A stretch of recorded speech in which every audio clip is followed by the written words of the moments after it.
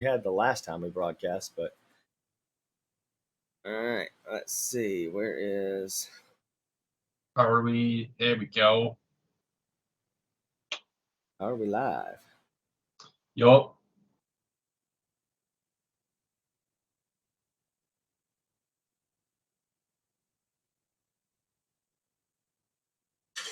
Of course, I gotta mute sound, so but it's just a sound check for everything. Know how many folks are online right now? I see 0 viewers, so it's not a big deal for me. Yeah. All right, let's see. Talk something, say something. Episode 4, Windows 10 and the working environment. Episode 4, Windows 10 and the working environment. Windows 11. Wow. Got it. We got sound. We got good sound. Cool. All right. So now we have two whole viewers, one of which is me for sure. And see, now I have to do all the fun things like send a Snapchat to people and say, "Look, it's live streaming time." Oh, that's a great face.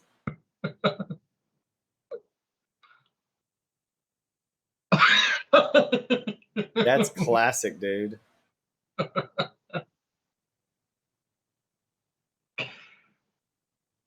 I try. Absolutely, absolutely. Gotta love it. Okay, so I like to always give it a few minutes and let everybody uh,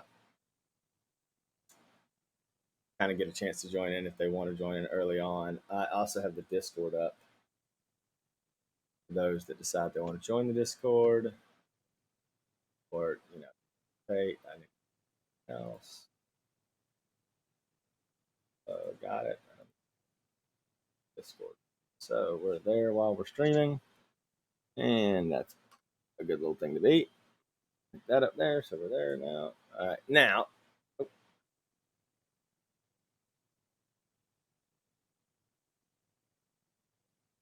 Where is the button? No. Okay, I'll move Discord out of the way so it's not in my way of it. And when I go to share the screen. Okay, so new tab, close that tab out, and then I jump into that one so it's there.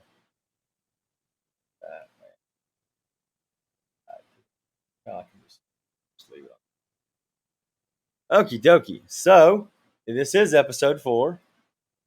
We are live now. We know we're live. We know everybody can hear us. So say hello, Chris. Hello. All righty. This is episode 4 of Don't Call Me for IT Support. I am Brad Medlin. He is Chris Touchberry. And once again, we're just two guys with a dream of helping others better navigate the crazy world of workstations and other fun work technology. Now, the big tickets that we got, today, just to give you guys a rundown. This is going to be probably a longer episode. It has to do with a lot has happened since the last episode. Most of that being we just took some time to enjoy the month of July and enjoy ourselves and get some things done. But we've got everything from talking about a little bit of a mini review of Windows 11. I have been daily driving it on both my desktop and my laptop since the middle of July, and pretty good. So we'll talk about Windows 11 a good bit in this episode. We're also going to talk about some new and intriguing DDR5 that's getting ready to release. Samsung has got 768 gig DIMMs. So, yes, you heard that right. 768 gigabytes of RAM on a single stick. Dim. That's going to be huge. Yeah. We're going to talk about the potential to open up a mini series on virtual machines and how that might be interesting for some folks. And if there's more interest, we definitely will make it a mini series. I'm having to research it more personally for my own work life, so I figured maybe it'd be something that you guys might want to learn more about as I kind of experiment away myself. We're also learning that some states are no longer going to be able to receive high-end pre-built gaming PCs. There's big air quotes behind that, guys, but we'll talk a lot more about that. But yes, high-end PCs are going to be limited in where they can be shipped to because of several state laws limiting the power usage of a pre-built PC. This does not affect the DIY market. So if you build it yourself, it doesn't really affect you. It also shouldn't affect workstations, but Yeah, it does. we'll see how that goes. Eventually, that may change. And I think a lot of people, if they really want a high-end PC, will then maybe get away from buying a pre-built, which is actually more of a workstation than a PC, and they can maybe get away with it. We're going to talk about some workstation setups.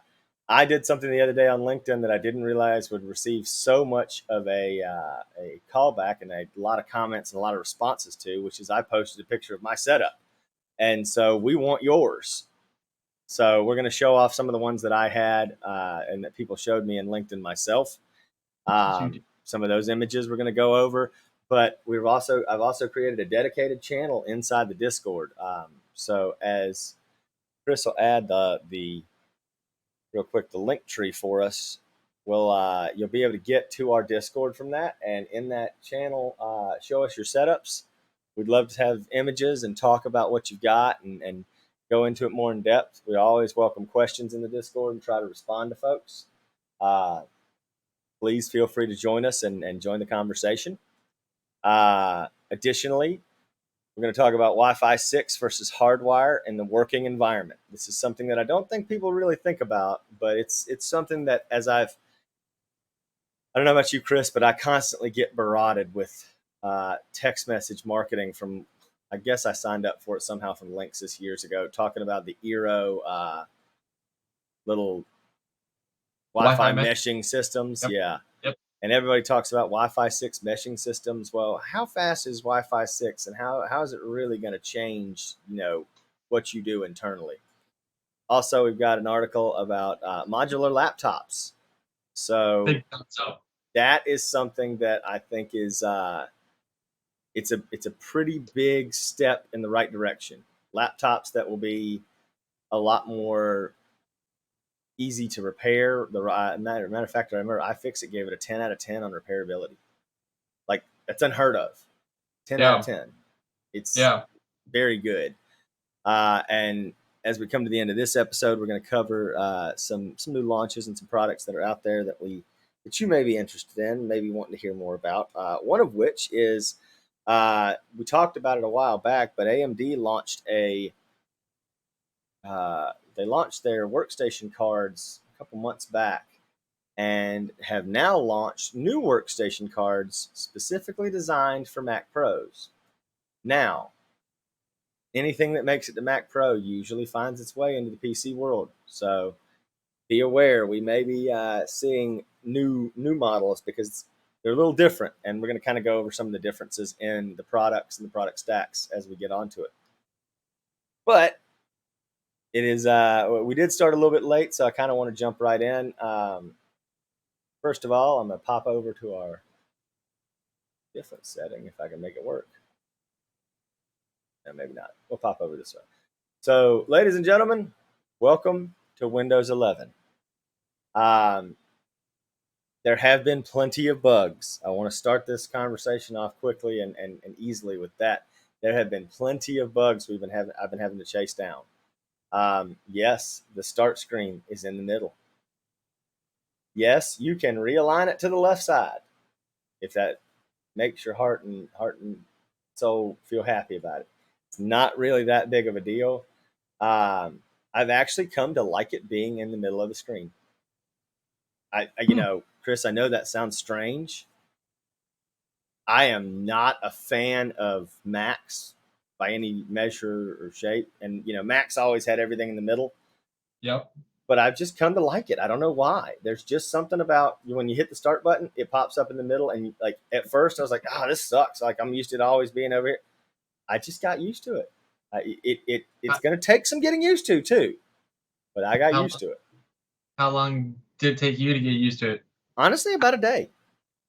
Wow, that's pretty quick.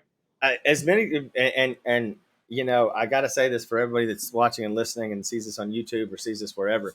Windows 11, it's a complete redesign. First and foremost, it is a complete redesign. But yet, I will say this much: I have had zero application issues since moving up to Windows 11. I'm still able to operate all my apps with no problems. The Windows Store works just fine. Chrome, my Autodesk products that I use for work, my reality capture processing software, everything just works. It's Wow, basically Windows 10 with a mild upgrade. It's a UI. Like on the surface, it's a UI change. Is the best way I can word this. that's nice. Drink with a purpose, as always. Um, but what I have seen is nice though is, and kind of like to talk about and show and say, is the while the interface is a little different and you're getting used to that's obvious a little bit. The recommended stuff seems to be pretty cool. Um, its ability to your ability to pin a bunch more apps here at the front is kind of nice. Um, your ability to move stuff around, I'll go and show you that. It's pretty easy. All apps are still here just like before. If you type search, you go straight to the search bar and search for everything you want. It's very Windows 10 feeling. It's just not Windows 10. It's Windows 11, and that's the cool thing that I like to say. It's not a Um, bad.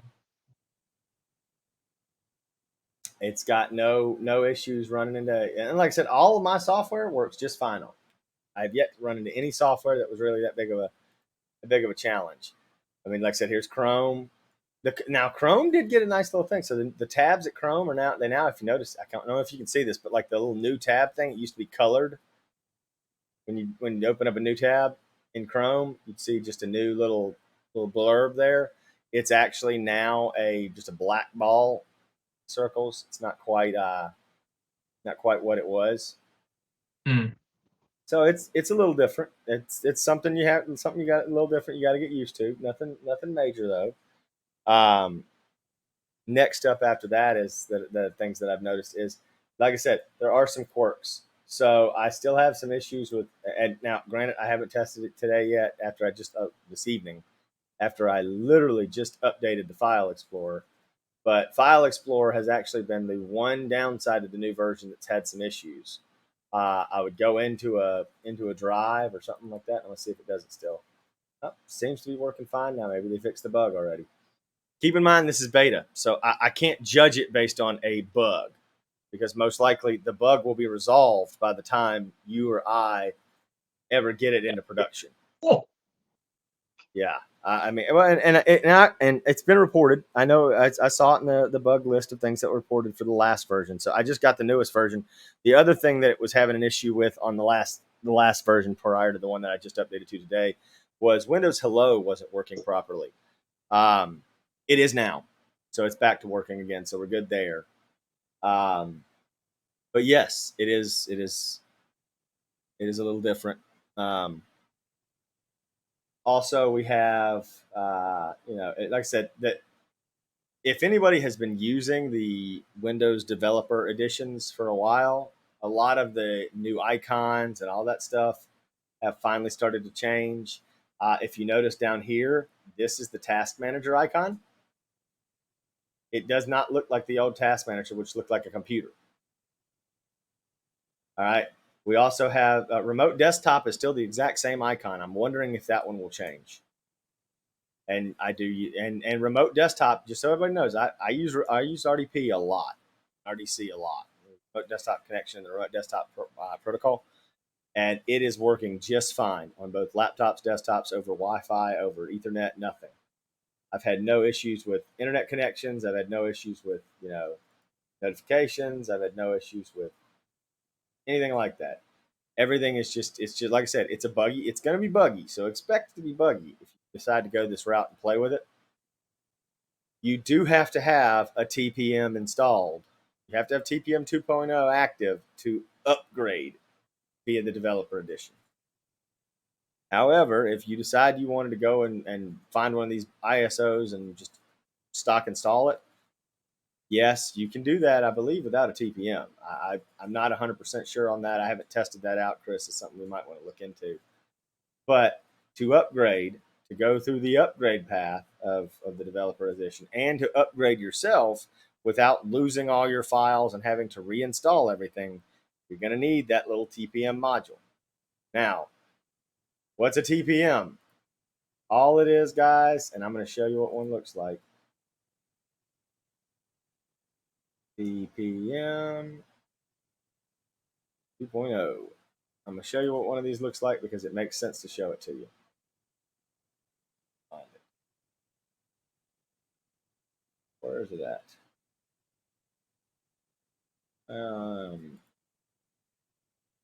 There it is. Literally just saw it. Here it is. Wow, that's actually not bad pricing for one either. And they're finally falling back down in price. But these are the modules that for this is an Asus board, obviously. So these are the modules for an Asus board that you have to be able to update. They were very, very, very, very, very, very expensive a few months ago. I mean, even to the point where they were like, people went out and bought supplies, and I bet if you go to eBay and find some of these on eBay, they were upwards of $50 to $100. They're obviously back down because the stock is finally coming back in, and people are. I mean, these things usually, and I say usually, run for. I don't remember, but it was like $10 originally. They're not expensive. All these things do is that little chip right there is just a logic chip to control encryption keys and encrypt the encryption software on your computer. That's all it's for. Is to protect your computer with managing the encryption keys. Now, where will this affect you? And this is something that, I mean, from the DIY sector, this is kind of going to be, so if you use BitLocker, for instance, and your drives are all encrypted, that's a good thing. But if you use BitLocker and you go to migrate from for instance, and so this computer that I have is an X299 platform. Let's say the next platform comes out and it's X899 because Intel's taken forever to upgrade their HEDT platforms. But let's say that's what the next platform is. All right, if you take that you just upgrade CPU and motherboard, when you go to upgrade your hardware components, if you don't decrypt the drive first before swapping motherboards and installing that TPM module on the new motherboard, your drive is gone. Same thing's applicable in a TPM setup with a laptop. Let's say your laptop, if you've got your drive encrypted and your laptop's dead and you swap the hard drive from one laptop to another, you're done. No bueno. So there is that little bit of a downside. And like I said, it's not a major thing. It's something that we can obviously all get by and get around. You can always reflash and reinstall. But if you have programs that you need to update or you need to keep or whatnot, things you don't want to lose, unfortunately, Windows is making it harder. Now, like I said, if you keep the drive decrypted, there's no problem here, guys. And while Windows requires those things for the upgrade, it does not require you to have them encrypted, decrypted, any of that stuff. So you're all good that way. Just to keep that in mind, it's never going to be a huge difference.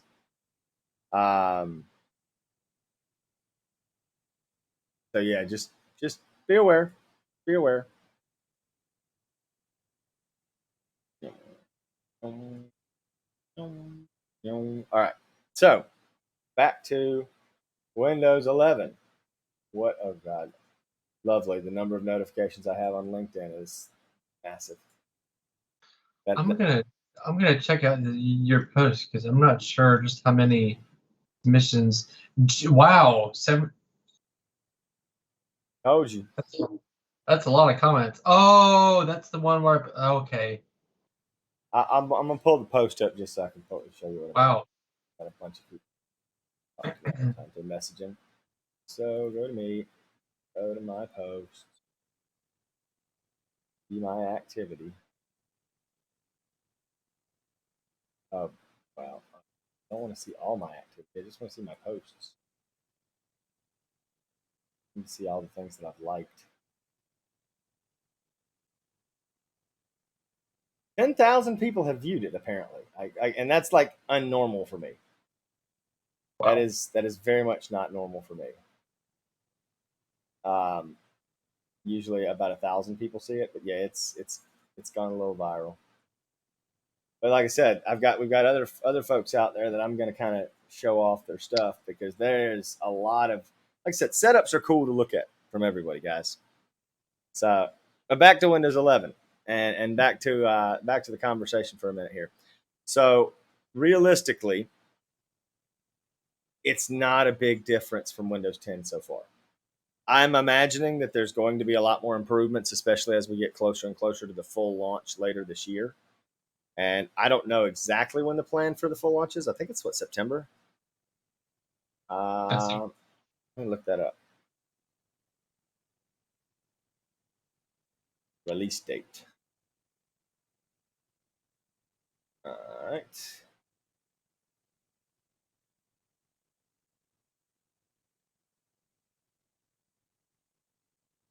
So the beta is already out.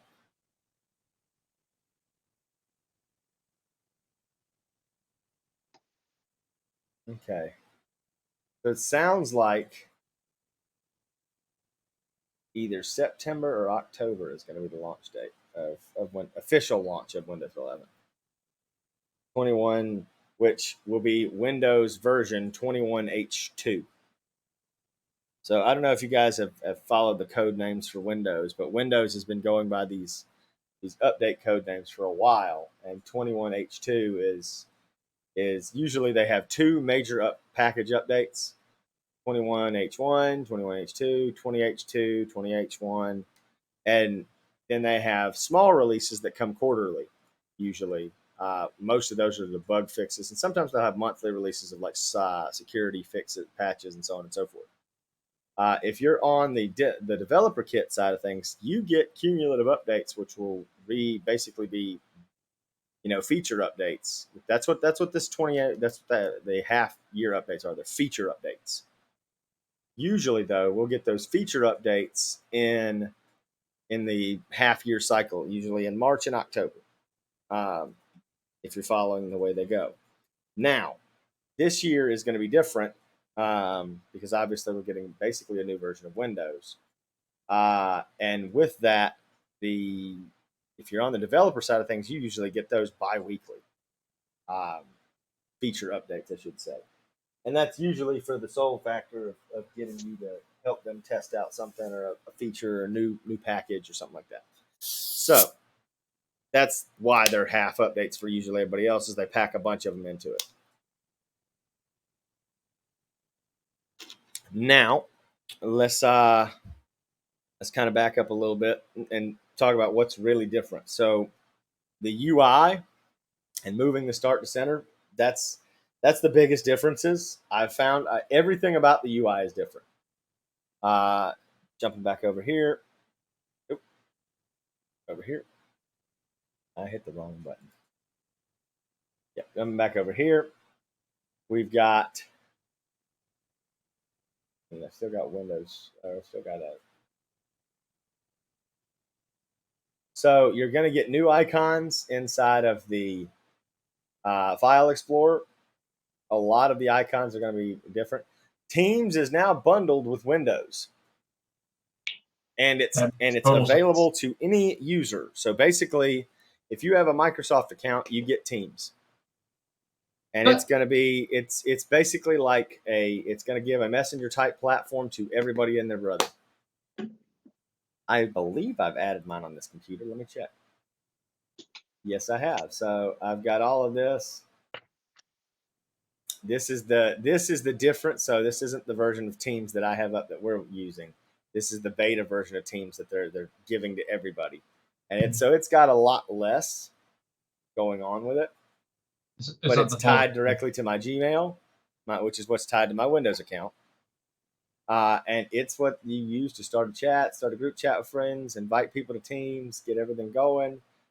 And it's going to be free to everyone that has a Windows license. It's their move to get kind of like Apple has Messenger, and the if you got it, iOS has Messenger and Mac has Messenger and all that stuff, and they're all that unified ecosystem.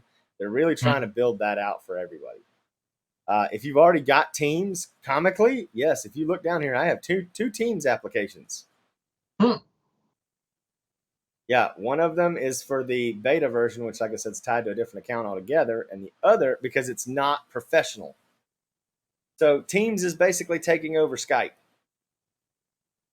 Yep. Lack of a better word, this is going to be the non-pro Skype for you. I mean, yeah, you could probably get added to Teams or get some other stuff, but basically, it's just hey, start a conversation with somebody with an email or phone number, send them whatever, do whatever you want to do. Teams is it's going to kind of take over, for lack of a better word. The I call it the drop up menu, which is the little you're actively running applications in the background. Very similar, no real differences there. Performance networking, OneDrive, same stuff. Then you get over here to all right things that are using your microphone, and then you've got the new notification center for which I need to pull up one for for a laptop because it's really different than this. But like ones that are that have Wi-Fi cards, like you've got a whole new Wi-Fi menu. Everything about it's changed. Your notifications now pop up with the time. So there's no longer a little button over here for notifications like there used to be. Interesting. Yeah, it's a little bit of a difference. It's something to get used to. Um, Notifications still similar. You can if you have more, it'll get bigger, so on and so forth. The clock is a little different, but it's not a whole lot of differences outside of that. Like I said, when it comes to running applications, loading applications, installing applications, everything's the same. The UI has gotten a little smoother. Obviously, you have the fun little widgets, which is in a panel to itself. So you can have this up, but you don't really have to have this up, and they go away pretty easily. I mean, it's nothing special. To me, it's just a simple little. It's another way to get Bing included in a different location, for lack of a Mm-hmm. better word. Uh, You got the desktop setups where you can clear a desktop off altogether, at start a brand new window from scratch, and add programs to that, and then just swap between them. This is kind of a nice feature if you don't have but one monitor, because a lot of times that can be annoying. You want to have multiple things to look at one time, and if you don't have but a single monitor, this really can be kind of beneficial. Um, it's just something that's you got to get used to doing, and it's new. Um, Next up on the list of things is, man, let's see, where was that going to? So the search bar is pretty much the same, but it just populates with something in the center, just like before. Recent services, translate. There's, like I said, as an everyday user, I don't really notice much difference between right now, currently, right now, I don't notice much difference. But that's to be seen. There could be other things that come along, pop up, take over, run the world. Who knows? All right. I'm gonna go back over here. Next up, we're gonna take a second to think about this and talk about it. But Samsung is now offering 768 gig DIMMs. Prepare to spend all three of your children to buy it, because I guarantee you it's going to cost an arm and a leg and three children at the same time. So, You are not showing up in Twitch. oh, oh, I can fix that. You, I can fix just that. me.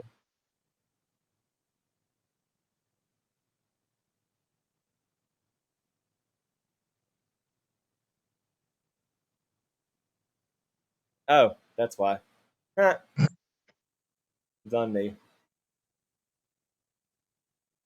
People could still hear me, but I was an idiot and I pushed a button that hid my video. Huh.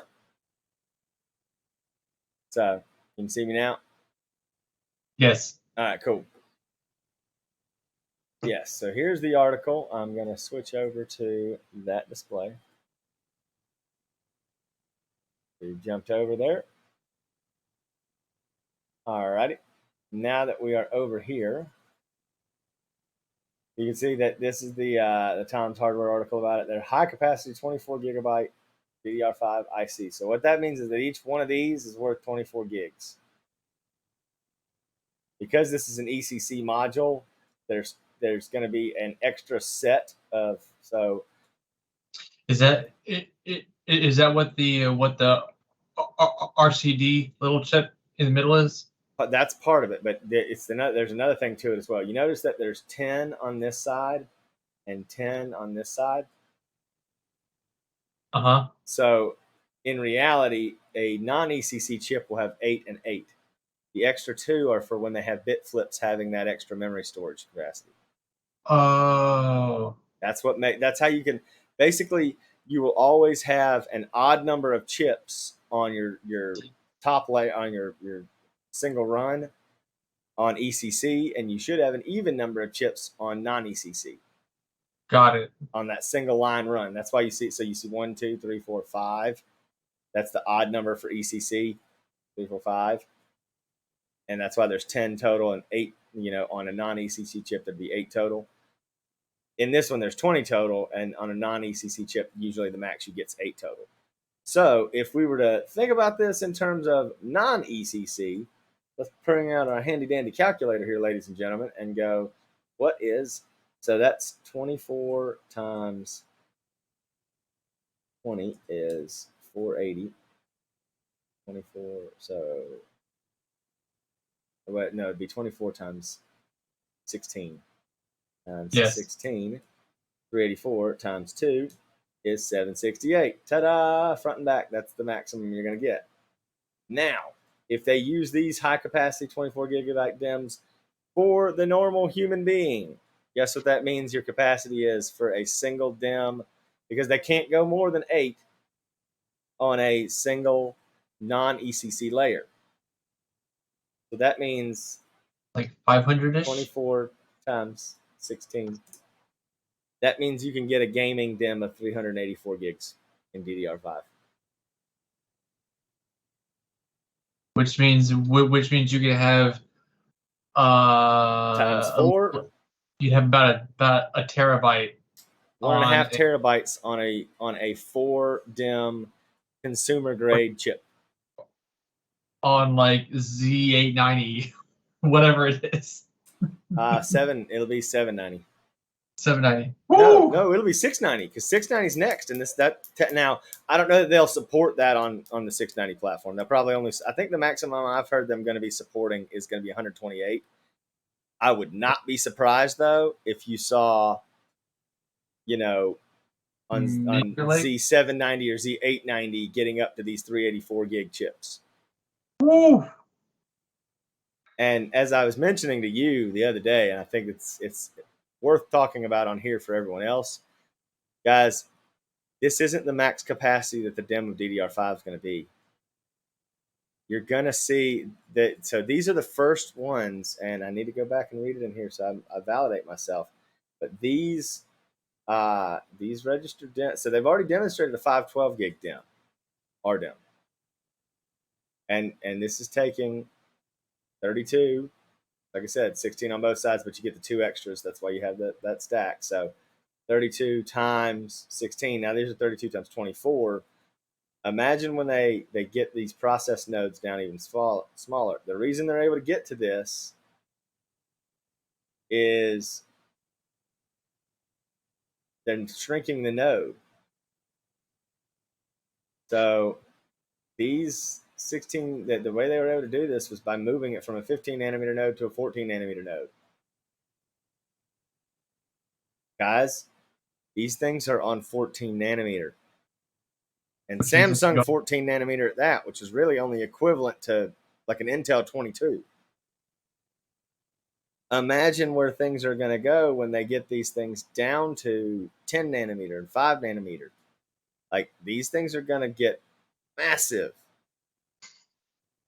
DDR6, generic normal DDR6 for everyone, when that comes out in a few years, it's going to be a major step. We sat on DDR3 for forever. We DDR4 transitioned kind of early. We actually PCI 3 is what we sat on for forever. That was really DDR4 was basically the entire time that I was running Top Flight, and still am running Top Flight. Well, yeah, but I mean, think about it from a top flight standpoint of view. DDR4 has been around since 2017, roughly. It has Skylake. Yep, Skylake was the first one that supported DDR4. Yep. So it's been around for a hot minute, guys, and we're just now getting ready to get into the point where DDR5 comes in. PCI 3 was around even longer, and we're not really getting that many generations of PCI 4 before we get to PCI 5.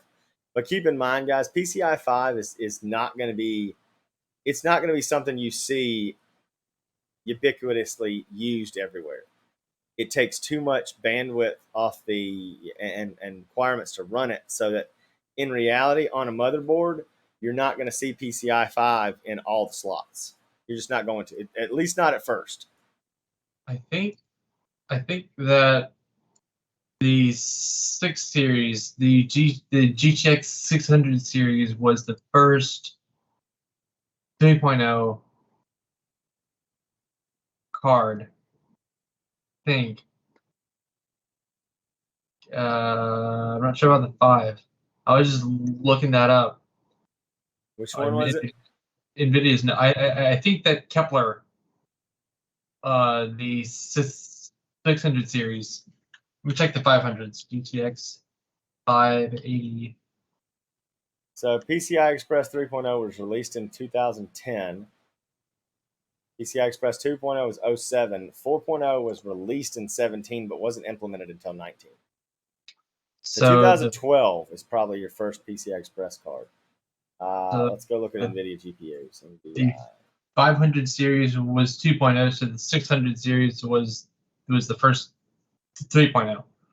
Wow, that was back when I was in Fermi. That was Kepler. That was back when I was in college. So that was a hot minute. That was a long time. Let me see this. Because I can't remember. So PCI Express. PCI was 203. Yeah. GeForce 4 was PCI Express.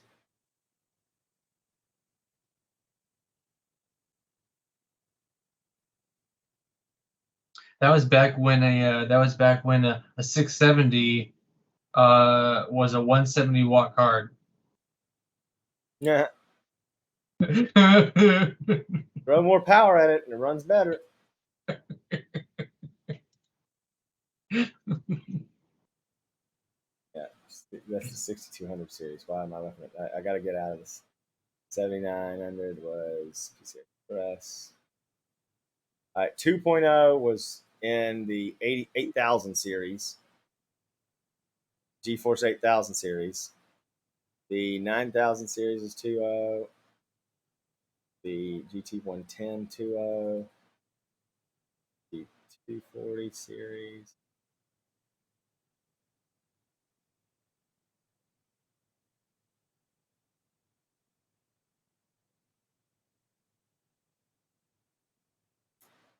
$400, $460, $500. 500 series, you said, that started with them? Or the 600 series? Nope, it had to be the 600 series. Yep, it was. But getting back, so getting back to DDR5, I saw a post by maybe I think it was Corsair that the power requirements for DDR5 means that it runs hotter, and their DDR5 may require a heat sink on all of it. That wouldn't surprise me, or at least some kind of dedicated airflow to it. Yeah, like DDR3 and DDR4 didn't really need the heat sink. The No. DDR5 probably will. Yeah, because I mean, look at the bandwidth changes. So DDR5 specs. They're like 10,000 megahertz at least. Let's see what the actual call out for it is. Mainstream DDR5. So Ridiculous. 6400 megahertz. Mega transfers. Really, that's half. That's the double data rate. So you're looking at a 128 gig DIMM with 3200, 3.2 gigahertz of single cycle clock. So it gets you 6.4 gigahertz dual cycle. That's insane, y'all. That's faster than it's going to be. These RAM DIMMs are going to be able to compete and run as fast as actual CPU DIMMs, actual CPUs, like, and even faster in some instances than CPUs. So you're getting to the whole thing with PCI Express 5.0 too was where's that one? PCI Express 5.0 spec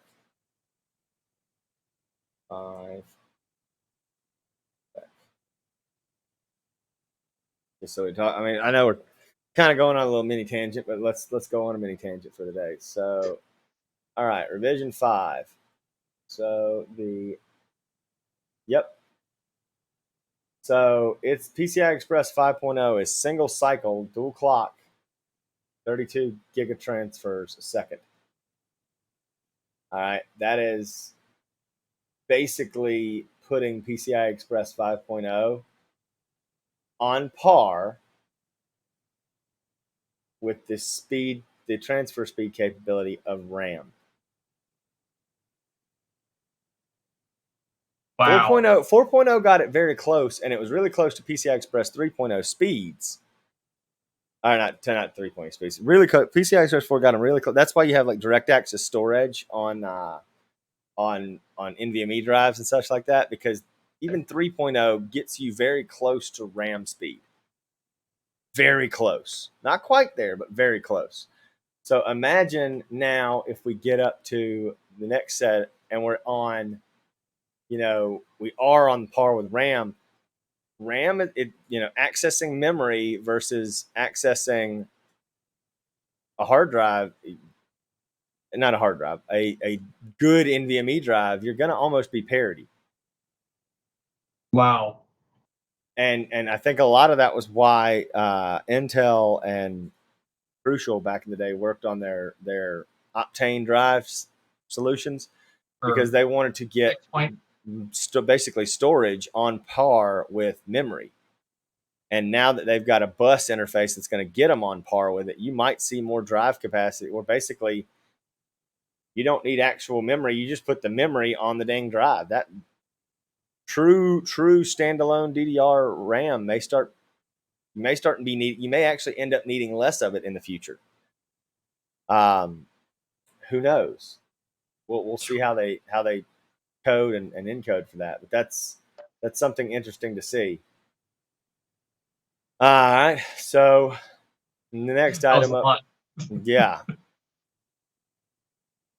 the next item up on our lovely list today is going to be virtual machines, and I'm gonna briefly go through this, but we'll kind of come back afterwards and maybe talk about it more in the end. But with virtual machines, you've got a different kind of setup, y'all. So basically, VMs are something that operate inside of a standalone computer or a server or something like that. And so those virtual machines are basically doing the job of a computer inside of a computer. Remote desktop's not the same kind of thing. Remote desktop, you're taking over an entire computer, but this is basically virtual machines are something where you can set it to give it a set number of cores, set number of programs. It can set on inside of you set number of hardware. It can be limited. It can be the full expanse. It can be whatever you need it to be. But it's something that we can all kind of look at and talk about. So if you guys are really interested in that, I'd like to see some comments or hear some comments about that. Like I said, I've got to learn more about it myself for my side of work, as I'm going to have to be setting some up to run some software in a virtualized machine environment for folks. So if it's something that you think would be interesting, something you want to cover, we can get there. We can do that. Let's talk about it. We'll talk about it some more. Next up, we have a fun little article, and yeah, let's get back over here. Let's check this out. So Dell stopped sending U.S. gaming PC shipments over new efficiency rules. So Dell has stopped sending some of its powerful gaming systems to California and 5 other states because of new efficiency standards. Okay, now I know this seems kind of crazy, but it's because these states, and I want to see if I can find the actual law on it. There was one that had the law on it. I think it was an Engadget article. Somebody posted it in the Facebook group.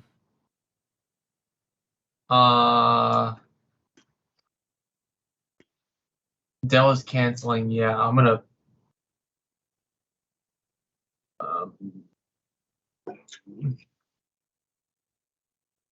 Oh, you can even see it here on their product page. Guys, this is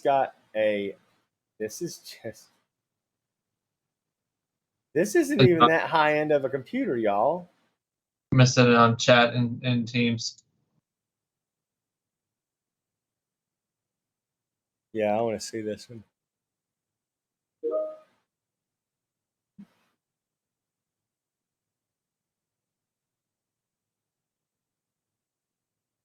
So that was the first article that somebody shared about a week ago in the Facebook group. It looks like they've canned rigs that drew too much idle power. Yes. Mainly that. So the Tier 2 requirements will expand to computers with high-speed networking capability, multi-screen notebooks. More regulations are coming in too. So basically, this is just the least stringent of these issues that they have to make in the Title 20 appliance regulation documents. There's a PDF on this site if you want to see it, guys. You can you put that one in chat too, real quick. That link, because it's got the link to this as well. But yeah, a 75 kilowatt hour electricity usage is going to be going forward what it's going to be maximum allowed to draw at idle. All right, y'all, 75 kilowatts is not that much power. I work in the power industry. You use a lot of electricity. 75 kilowatts is nothing, y'all. It's just not. Just so you know. It's crazy that's. But it doesn't apply to super small builders like myself. I believe I think sales volume plays into it. So really big builders, it matters more for them. Yes, it does. And it doesn't matter for workstations or do it yourself. So if you build it yourself, it doesn't apply. Yes. So I feel like they're trying to kick out all the bronze power supplies. Yeah, it's basically bronze power supplies, but also, I mean, look at it this way: what are you drawing at idle? That's really what you got to know. How much power are you drawing in general? And that's where the real knowledge needs to be. I mean, if you're not drawing that much in general, you should be okay. Yeah. But if you're idling and drawing a bunch, then yeah, we're gonna have some You're gonna have some fun issues to deal with. So, like I said, just keep that kind of stuff in mind. It's coming. It's gonna be affecting everyone. Um, and it's gonna really affect, like you said, all of the large builders. You know, big builders, your Dell, your HP, those guys. That's a really big thing. Um, but yeah, it's kind of interesting. Uh, and I feel bad for folks that want to buy these Dell machines, but they can't now. I mean, I feel bad for folks that want to buy any PC that can't buy them. I mean, heck, you can't hardly still get a lot of graphics cards in a lot of places. Finally, they're starting to come back in stock, but it's taken almost a year to get there, guys. So keep that in mind. Um, Next up on our list probably won't be as short of a little story as that, but I kind of wanted to go through this. I there were so many people that that posted into this and commented into this. I wanted to be completely intrigued by this and go back and look at it some more, see all activity. Back to the posts. So what I did was I comically posted a image of my computer. Ta-da! This is my computer, guys. This is the setup that I usually am rocking. Yes, I've got a lot of cables and stuff around here, and it is what it is. That's okay. Now, I say all that to say this. I got a lot of responses on LinkedIn about this. So I wanted to take some time and show some of the other ones. And I want to start with a couple of them. So if I click on the comments and come down here and pull them up, this is one person's. I mean, this is kind of a normal setup, man. If you're doing work, you're mirroring your screen here. You can see that the laptop's got itself mirrored and running over. It's pretty normalized. That's not a bad little setup. Actually, we're rocking two computers over here. I just noticed that. Got the laptop mirrored over here with a mouse and keyboard, and got the mouse and keyboard over here for this computer. Okay, this is good. This is pretty interesting. I like that. All right, come on down here. This no signal thing just makes me sad a little bit, guys. That's okay. But I mean, hey, it's a workspace. I'm not here to judge on cable management. I'm not here to judge your setup. I just think this dude's calendar is packed too. I would just like to point that out. I do like the noise deadening panels. That's kind of cool. And also, he's got a phantom drone behind it. I'm wondering if everything is run off the laptop or if there's another computer he's running. It could be two computers. Maybe not. See if we can get some more comments down here. Oh, here we go. Got another one. Got some curved screens going on over here with the laptop in the middle.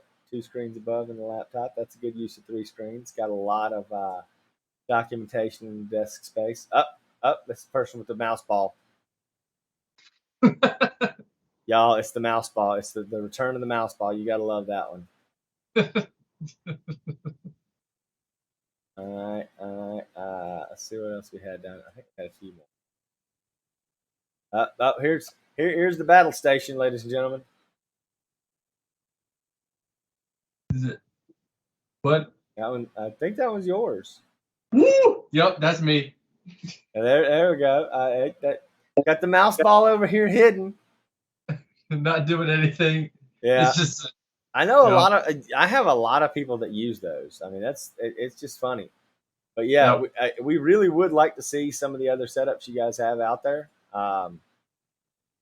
Please send them in. We can talk about them some more. And if you want to talk about them, maybe we'll give you a chance to leave a little note and we'll mention some things that are cool about it. Yes, just so you know, the laptop is not running a single screen for me. That's just how I am. It doesn't do that. Just a little bit of a note for you. All right, so maybe if this kind of grows and people get interested, maybe we can talk to some partners or something and see about maybe doing some giveaways associated with it. It's just something we'll look at. But yeah, get over on the Discord, join in. Not Your Typical IT Guys is the channel. Yeah. And we'd happily take you in there and chat with you some when you have questions, and also give you some more more little tips and tricks and stuff that we can talk about, and also look at the setups. We'd love to look at the setups. Up next, we're going to talk a little bit about Wi-Fi 6. So, all right, go back here. Now I just want to pull up all the specs that I need to have to talk about this. So, just so everybody can understand where we're going, where I'm coming from to talk about this is a big thing.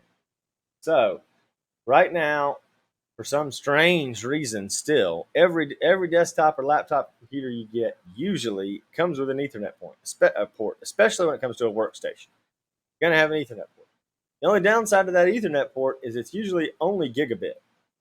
For some strange reason, over the years, we have still only released gigabit Ethernet ports on PCs. Do not know why. Cannot figure that one out. But we do. So, what we want to talk about here is Wi-Fi 6 better than maybe getting a 10 gig card and a 10 gig switch and running on 10 gig? Well, first and foremost, just so everyone is aware, Cat 5e in your home, which is probably what you have installed if you have Ethernet cabling run throughout your house, Cat 5e is capable of up to 5 gigabit. All right, you just have to have a controller that can handle 5 gigabit. Most modern 10 gig cards can handle 5 gigabit as well. So that means that for $100 with a new card and a new switch, you can handle 5 multi-gigabit in your home. Now, how do you get that? Well, you gotta, like I said, you gotta have a new switch, you gotta have a new card, usually in the computer or a USB module. I have one right here to show you. Grab it, unplug it. This here is a USB to 5 gigabit adapter. This was, I think, $30. It's made by Solo. It's on Amazon. It just runs off USB 3.0 speeds. That's all you need. That gives you 5 gigabit on a laptop or a desktop. And then you just need another side that works better. Now, home internet speeds are never, ever, ever, ever, ever going to be that fast, probably. But where does this come to as a benefit? If you have a NAS at home, if you're somebody like me, or a NAS at the office, somebody like me, and you've got high-speed connections to them, you can sometimes work directly off your NAS because of that. And that's a big difference. That's being able to do that's huge.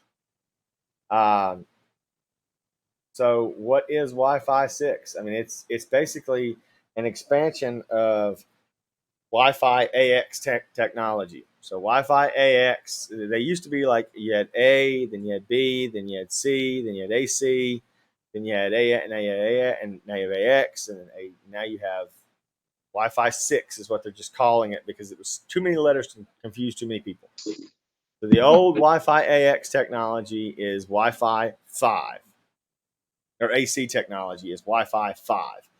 And the max I believe you could get out of Wi-Fi 5 was 3,200 megabits a second. Wi-Fi 6, I believe, is 5,000 megabits a second. Look at the actual specs here. 320 to 5,000? Let me see. Yeah, Wi-Fi 6 speed. No, it can do up to 9.6 gigabits per second. If you have the right device, guys. I'm saying all this to do this. So I want to go, and I'm going to go to Amazon, and I'm going to go to Wi-Fi routers. And I am going to come up here, and I'm going to go back and share my screen again. Look at this one more time. All right, and I am going to go up to, obviously, you're going to start seeing these AC 1700s, AC 24. So AC, once again, that is Wi-Fi 5.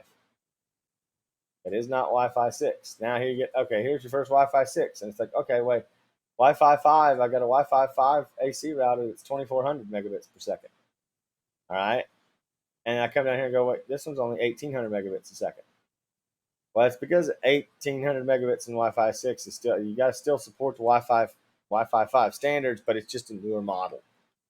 And what it is it's how the bands of the router are used. So think of it like this in terms of layers.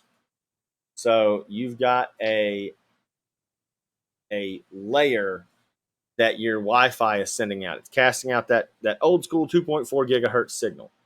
Now the max speed that 2.4 gigahertz can reach is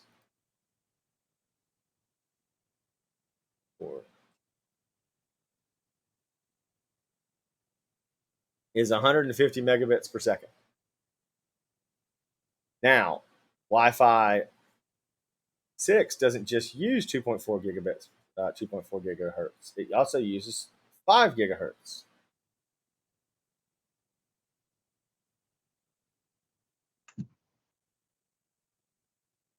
And the maximum you can get on a single 5 gigahertz channel is 1300 megabits per second, or 1.3 gigabits.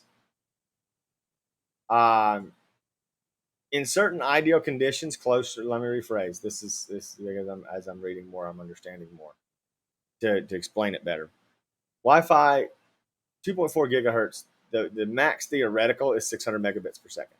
Okay, it can go faster than 150 megabits per second, but the thing is, you're not going to really see that generally. And the same thing goes with the 1300 megabits per second of a 5 gigahertz band. You're not going to see that. So what is Wi-Fi 6 doing? It's adding more bands. It's going to give you more layers. You're going to stack more layers together, and your device is going to use more channels at the same time to get more bandwidth. Now, the further you get from your router, the worse your Wi-Fi is going to be. So yes, 9,600 megabits per second is the maximum speed. Almost 10 gigabit is the max theoretical Wi-Fi 6 speed. Here's the problem with that. You're never going to see it. Not in a million years will you ever see that speed unless you are sitting on top of the router, which in that case, you might as well be wired into it.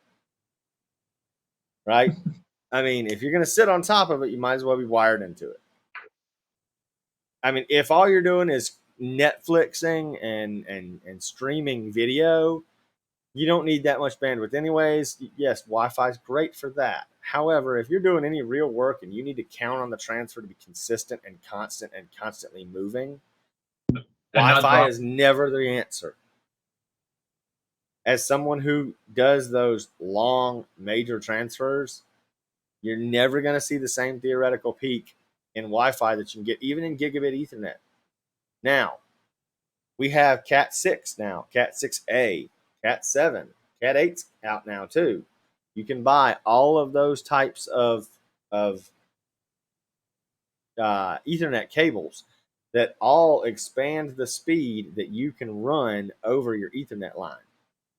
You can replace the Ethernet with a Cat 6 Ethernet, Cat 6A Ethernet, and run 10 gigabit the entire length of the Cat 6 Ethernet. Which is all, just so everybody's aware, the max distance you can run from a Ethernet port is 100 meters, 330 feet. Outside of that, the signal gets degraded. You need a booster. If you're running more than 100, if your house is so big you've got a 100 meter run of cable, come on, guys. Like, yeah, you probably got to put the switch in the middle and you're okay. You also should, like, if you got a house that large, let me come hang out with you for a little while. Like, literally, I'd love to, just let me stay there for a couple of days with you. I'll rewire your house for you. We'll work out a deal. But I mean, the ping also, the further you get from the router, the ping goes up. And to give you, you know what? I'm going to do a great example right here, right now. I'm going to run a speed test on my Wi-Fi. Ooh, stream's going to not like that. It'd be all right. If we drop out for a second, guys, understand. We're doing this is for the tests. So, and I'm in a room with a router so that everybody can see what's going on. Pretty quick. Yep. Not bad. I have gigabit down internet though. That's not gig down. The up I'm not going to blame. I can't blame the up because I'm streaming at the same time, guys. So that's fair. Not going to blame the up. Now I just showed you that. All right, come back over here. Speed test. Here we go again. Do this one more time, y'all. Same exact ping of everything. Faster ping by 6 seconds. By 6 milliseconds. And I usually see between, and like I said, I am on the internet with you guys streaming. I'm seeing well closer to the top theoretical speeds. Because I am uploading right now. Twitch is not happy with that. I know it's not. I'm done. It's done. We're not doing it again. It dropped for a few seconds. But just understand, everybody, you're never going to get the same, and that's over a 10. And yes, I have everything wired 10 gig in my house. So that is over a 10 gig connection. You're never going to get perfect. And with anything, when everybody says, "Oh, you're getting a gigabit connection," usually the max you'll ever see is 900 down, 9 to 960 down. Even on AT&T fiber or anything, you're never going to get that true gigabit down. It's just really difficult. There is a wireless technology I can guarantee you that you are going to get that true speed on. You like to know what it is? Sure. Millimeter wave. Also called 5G ultra wideband with Verizon. I was going to say, is that 5G? That's what's called true 5G. Let me go to speed test on my I'm not going to actually test the network again, but I'm going to go look at my results. Okay. Yeah, this is a good one. So this was done in Atlanta, Georgia. Oh, hang on. Let me change my screen around so you can see it again. This was done in Atlanta, Georgia. Oh, man. Look at that down. Oh. Almost 3 gigabits per second down. Gigabit. That 3 is, gigabit that down. And the funny thing is, the upload isn't done over millimeter wave. It's done over the older technology. So you won't get as fast a speed upload. It downloaded during that test, it downloaded 5 gigs of data in a 15-second test. Jeez. It could download 5 gigs of data. I've got some other ones from before that were done in Greenville, South Carolina, and it's all. I mean, when you get to that kind of level of speed, guys, it's uncanny how fast it is. But the range on 5G is the bad part. Oh, it's terrible. You put it in your pocket and you lose it. It does not have the internal capacity that you could ever want to need to use. It's not the same. And that's just the truth of it, y'all. You're never going to see the same level of speed that way. So don't expect it. Just prepare yourselves. Don't expect it to be that good. It's good, but it's not that good. But that's 5G for you. I mean, it's the next generation of things. It's designed over pure fiber backbones. They are working on home internet systems that run on that, so that they could actually utilize Wi-Fi 6 at the house, because you can't utilize it right now. When you're buying a router for work, or you're buying, I mean, especially a workstation or something you're doing for your house, I really just want people to think about it this way. Don't buy one to be able to. Don't buy one based on Wi-Fi. You're better off buying a wired switch for yourself, especially if, I mean, unless you're just using stuff. I mean, unless all you do is access the internet to browse the internet. If you're really doing work on something and you're setting up a home network to do all the things you need to do, truly to be able to work from home, you need a decent Wi-Fi router and a good switch. And I mean a good 10 gig switch. And I'm going to go ahead and say this from the bottom of my heart. All the people that listen to this channel that do work and operate on their ISP's router for Wi-Fi. Yeah. No. Go get a new one. Go ahead now and make the investment, y'all. You just need to. It's just not going to do you any good.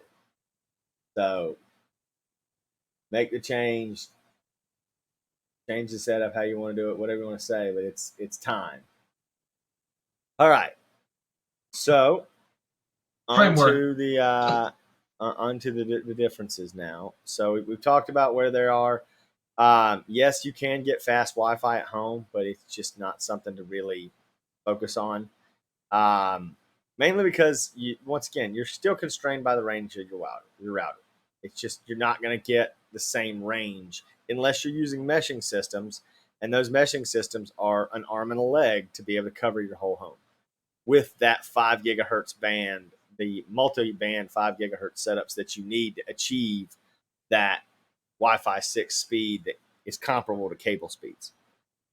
You just got to understand that. Now, we're going to go to the next article we got here, which is going to be something fun, I think. Put it in chat. You put it in chat, absolutely. The next article that we're going to talk about is these things are cool. Frameworks laptop. I know I'm not going to sell it for you.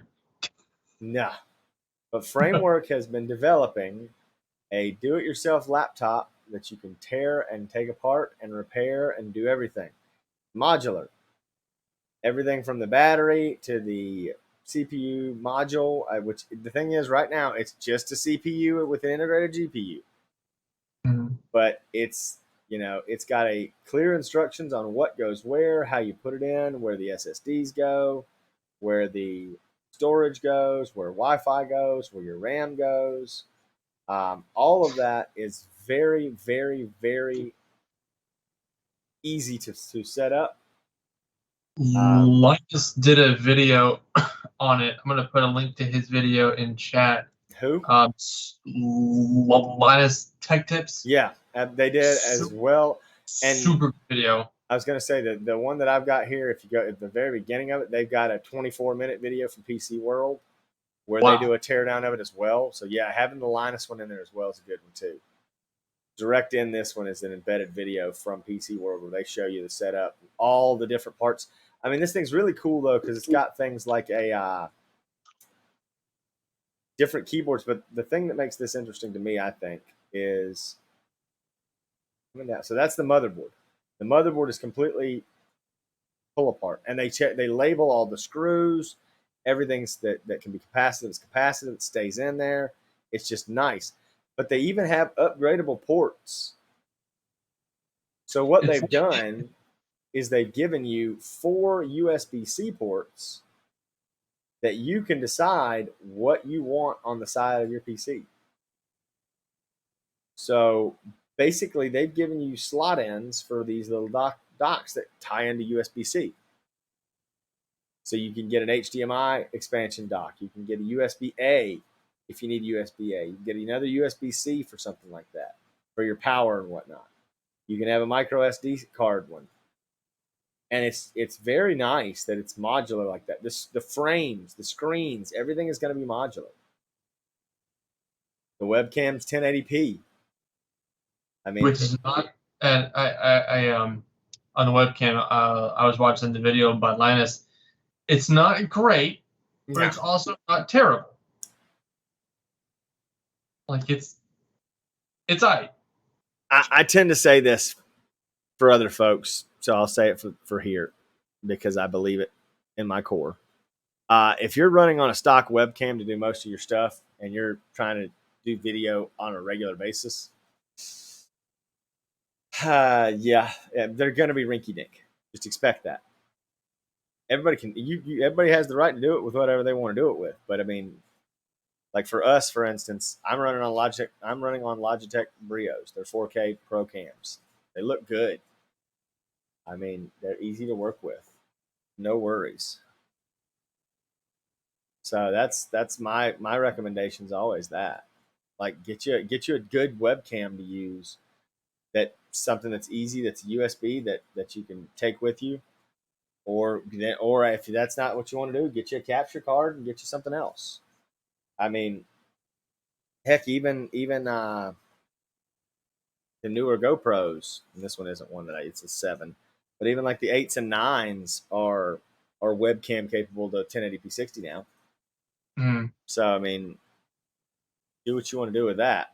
Like, this is just cool though, because it's a company that's wanting to put out the parts and pieces for people to be able to build computers, build laptops. Maybe we'll get to see them come out with one that's a little bit bigger, that doesn't have an i7 11 series, 11.850G performance, quad core, for lack of a better word. Maybe we'll get to see them come out with some 8 cores later, and discrete graphics modules and things like that, because discrete graphics modules are coming back too, guys.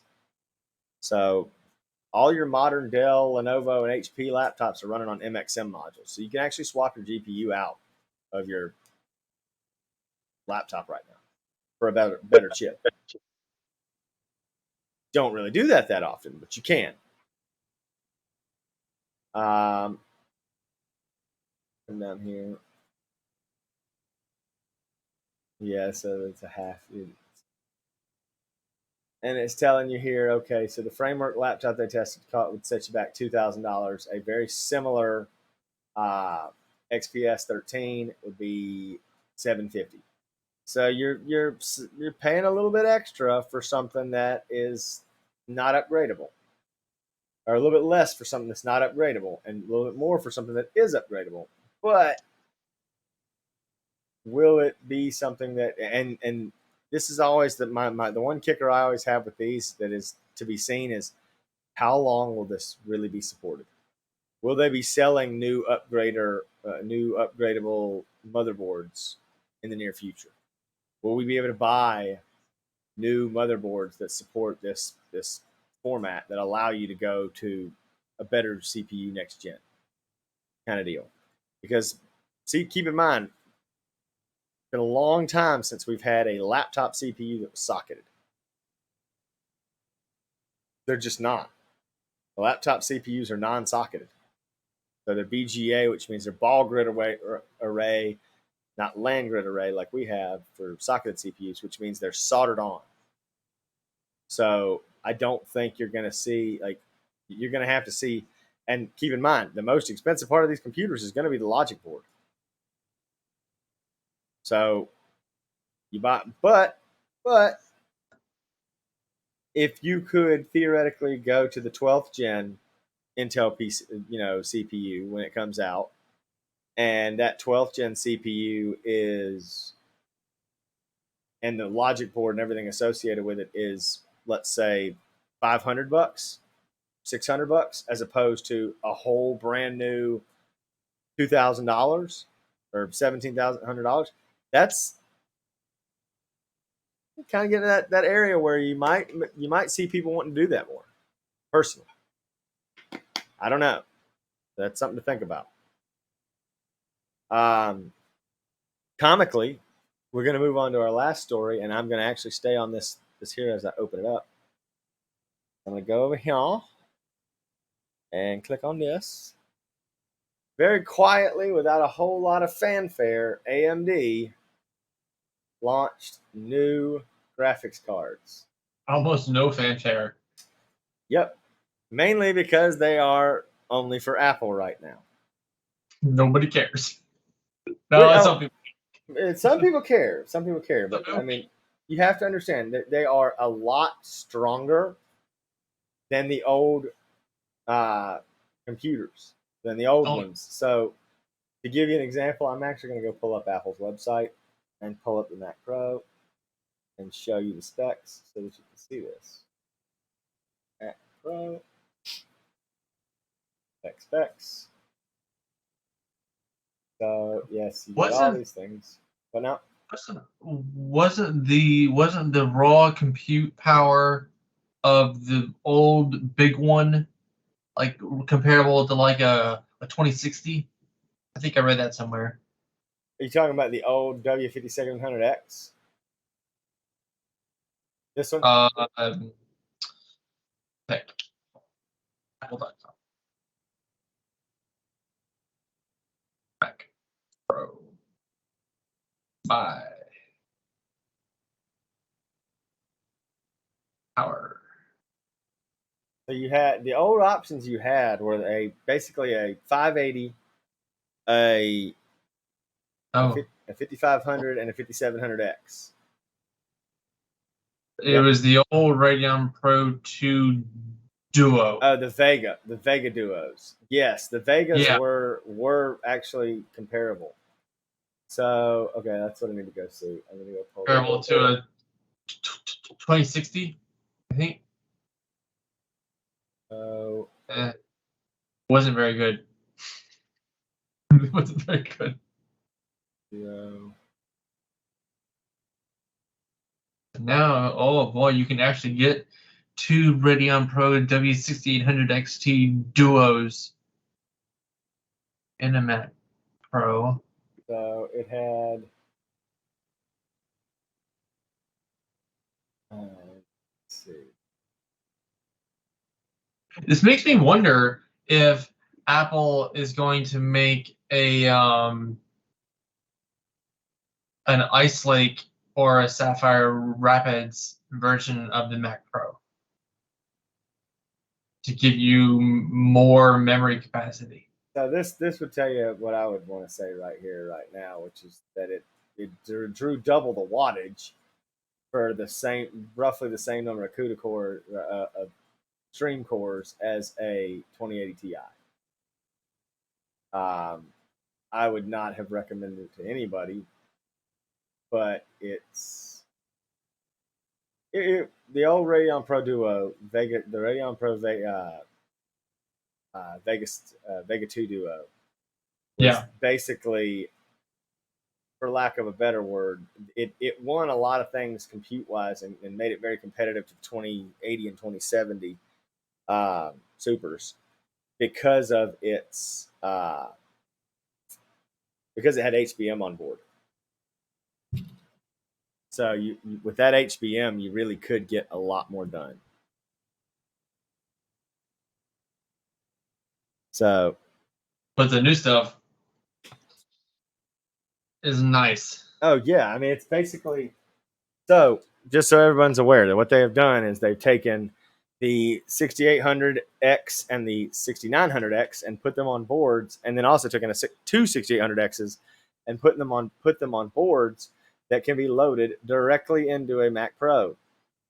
So you're basically and the reason that they're MPX modules, so there's not something we're going to be able to buy for a regular workstation, which is fine right now, is because they support the MPX module system, which means they are the picture. See if I can show you a picture of them. They basically slot into here and use both of the dock spots, and they have two PCI Express connectors lined up for them. PCI Express on the 3.0 connectors. So, but the two connector slots allow for power to be transferred of up to 500 watts through the PCI header. So you don't have a power cable connected to them, and there's no fans as well. They're fanless because they draw directly from the Mac Pros. Let me get past this so you can see it. They draw directly from the Mac Pros socketing set. So if you look at the front of it, you see these right here. These three fans right here provide all of the cooling you need to run through this system. All right. All of these things have their coolers set up such that everything is being cooled directly by fans in the front and passing through. Mm-hmm. These are your MPX modules. By the way, they have now updated this to say that these are two W6900Xs in here on this board, as opposed to Vega Pro Duos. But they also run on an Infinity Fabric link too. So they have a link that connects the two cards together, much like NVLink. that gives them, I believe it's 84 gigs of bandwidth between the two. Let me look. It says it on the actual AMD website. So yeah, 84 gigabytes a second of Infinity Fabric Link. That is not as fast as NVLink, in case you're wondering. NVLink is like 112. The current gen. The previous gen NVLink was 100 gigabytes a second. So they don't do a direct share, but they're close in terms of the NVLink setup. But the duos, basically, you're putting 4 processors together. So the 6900 is obviously 512 stream processors. 6900, and as the conversation we had the other day, you have a very interesting naming system from AMD. So it makes a lot of sense, but at the same time, it can be confusing as all get out. So you have with the AMD's Pro Series cards, all of them have 32 gigs of RAM. The Duo cards have 2 chips on them, so they have 64 gigs of RAM on board. So in theory, you can kind of mildly share RAM amongst 4 GPUs, which means you'd have 128 gigs of VRAM to share amongst all your GPUs. Now, before somebody sits back and goes, oh man, that's more than you can do on NVLink. False.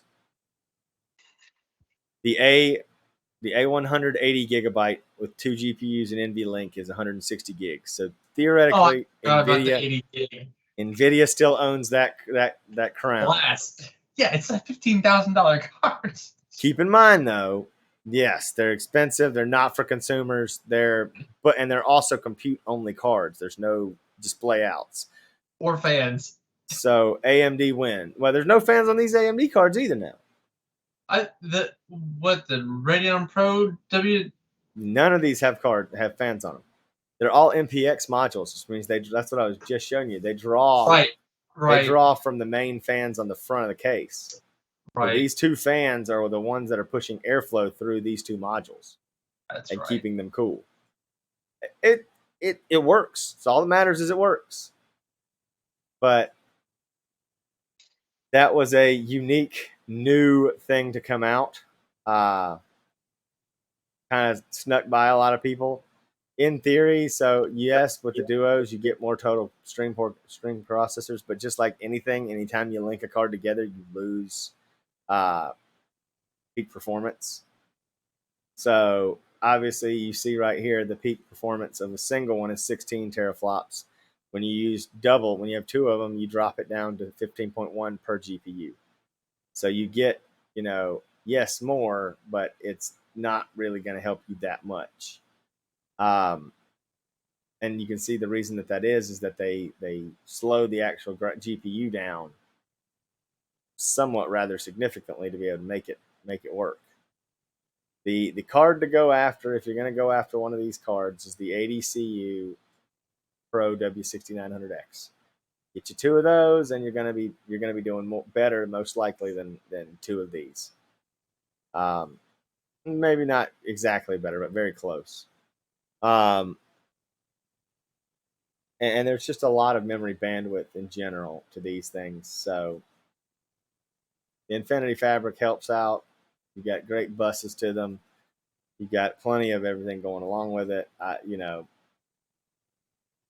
It's a great system that they added it. It's just kind of sad that you have to go get it from Apple and you can't go and get regular Radeon Pro graphics. The non-X version. The non-X. So the non-X version you have right now is the Radeon Pro W6800. And it has 32 gigs of VRAM as well, just like the other ones did. But it has not got the X behind it, so it is less powerful than a 60. It's not. I don't think it has 60 CUs. I believe it's. Let me see what it is. Look at these specs on it. Where are these specs?